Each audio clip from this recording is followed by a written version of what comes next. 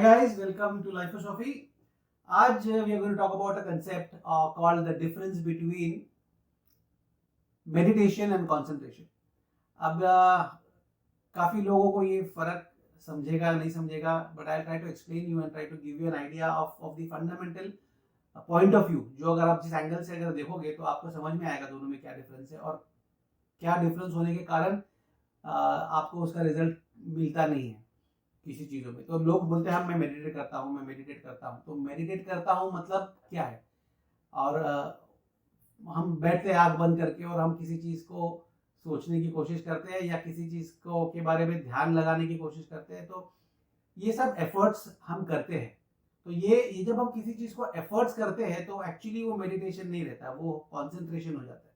मतलब आप एफर्ट्स करके उस चीज़ पे कॉन्सेंट्रेट करने की कोशिश कर रहे हो। तो when there are efforts from your end, it becomes a concentration effort, it doesn't become meditation. So इसका एग्जाम्पल बहुत एक सुंदर एग्जाम्पल मुझे अभी जस्ट आया है कि मतलब पता चला है कि बेसिकली इट इज लाइक आप 2 ग्लास लीजिए पानी भर के, प्योर वाटर ट्रांसपेरेंट। एक ग्लास में आप आइस क्यूब डालिए और एक ग्लास में आप नमक डालिए, जैसे दिखाते हैं ना, 1 चम्मच नमक, और फिर दोनों को घोल दीजिए।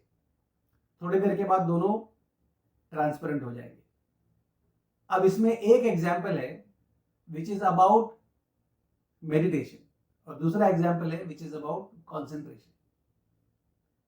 Think about it. Basically what it is trying to tell you is कि जब आप कॉन्सेंट्रेट करते हो तो आप उस नमक की तरह हो।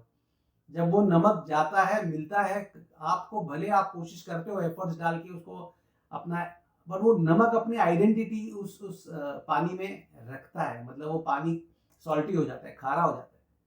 तो वो भले ही दिखने में ट्रांसपेरेंट हो, भले ही लगे कि आंख बंद करके आदमी बैठा है या लड़की बैठी है और वो कॉन्सेंट्रेट कर और वो मेडिटेट कर रही है, बट वो मेडिटेट नहीं कर रही, वो अपना खारापन उस सिचुएशन में डाल के, वो ट्रांसपेरेंसी होने के बावजूद there is a me, an identity of my self involve in it.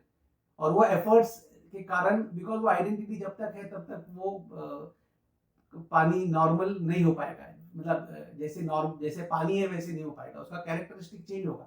फिर आप कितनी भी देर बैठो वो रहेगा ही रहेगा। And compare that with the other option, जहां पर आपने वो बर्फ डाला है, वो बर्फ पिघल जाता है और पिघलने के बाद वो पानी में इतना एकरूप हो जाता है कि वो पानी और बर्फ आर बोथ द सेम।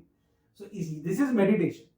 इसका मतलब जब आप मेडिटेट कर रहे हो तो आपको एफर्ट्स नहीं डालने, आपको अनुभव करना है, आपको एक्सपीरियंस करना है, आपको भूल जाना है without any identity to your self. आप अपने थॉट्स नहीं होने चाहिए, आपके आइडेंटिटी का थिंकिंग नहीं होना चाहिए। There is a beautiful concept कि ऐसे कैसे होगा कि देयर इज नो थॉट। वैसे होता है, there are situations when there are no thought. मैंने एक प्रीवियस पर्टिकुलर